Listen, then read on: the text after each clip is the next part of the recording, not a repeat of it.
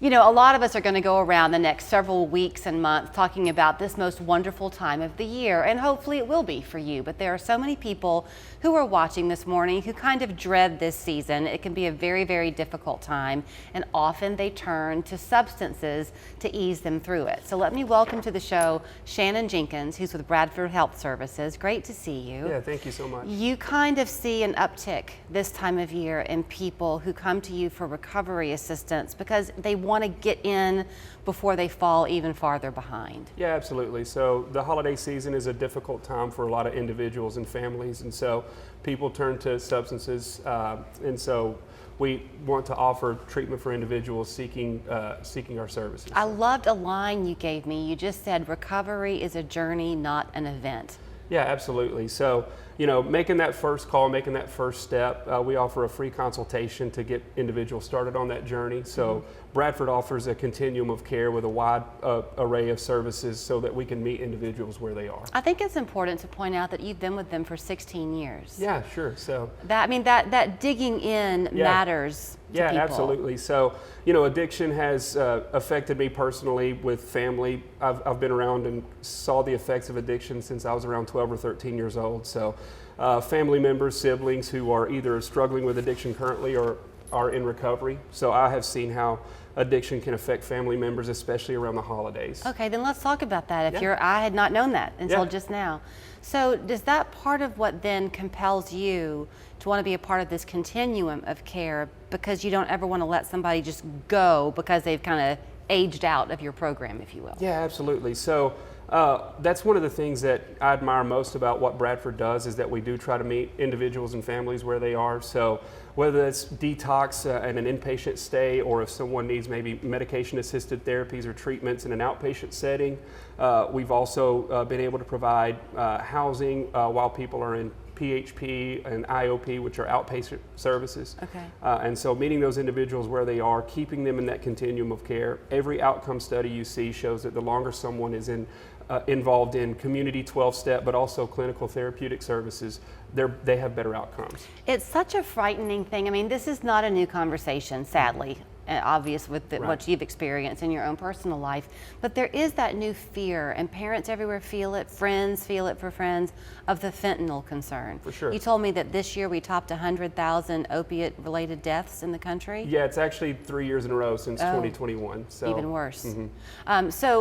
And I know that if you've never had this journey happen in your life, you might not understand really how complicated and difficult it is to beat an addiction. Yes. But people are not seeking the fentanyl. So often it just comes to them and it's fatal. Yeah, so a lot of times to increase the potency of a drug, you know, people are kind of cutting it into drugs like methamphetamine and heroin, and so a lot of people are taking fentanyl and they don't know. So we've actually had individuals come in seeking services for what they thought was a methylphenidate or a methamphetamine addiction, and they find out that fentanyl has been in their system, and so they fail a drug screen and they didn't even know that they were taking fentanyl. So it's incredibly dangerous. It has high overdose potential. And so making sure that individuals are educated in the dangers of fentanyl and increasing the awareness around that drug is important to us. You keep saying something that I'm locking in on, and you'll talk about patients and families. Mm-hmm. The family walks this journey too. Yeah, absolutely. Since you've been the family, what do you do? Like, how do you guide somebody to healing? Well, the biggest thing that I encourage families is there's always hope. So you never lose hope. You're continuing to try to seek services, encourage family members to seek services. What I tell individuals is, hey, we offer a free consultation. It's a phone call. That can be that first step.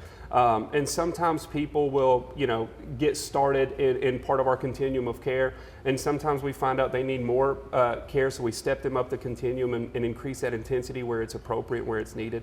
But just making sure you have those conversations as a family member.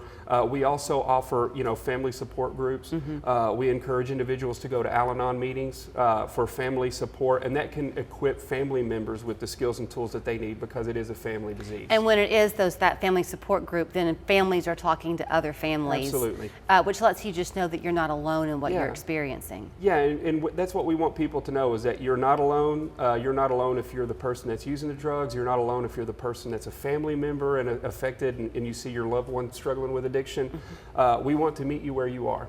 And so we just want to have a conversation with you and see where we can get you started on a road to recovery. Is it relevant or important to remind people that addiction is not, I won't say always, because I don't know, maybe it is sometimes, but a choice? That the person who struggles as an addict, it's a disease like any other. Yeah, absolutely. It is a disease. It is treatable. And what we try to do is we try to, get individuals in front of a clinician, build rapport, and we try to equip them with skills and tools necessary to deal with life on life's terms. So, the anxieties, the stressors, again, around the holidays and the things that individuals go through, a lot of times they turn to substances. And we want to just equip them with healthy coping mechanisms to deal with the stresses and anxieties that they handle. Three things to put then on the sticky pad on your mirror. One, it's a journey, not an event. Recovery is. There's always hope. And then here's their phone number, 888-SOBER40. Online, it's bradfordhealth.com. Thank you, Shannon. Thank you.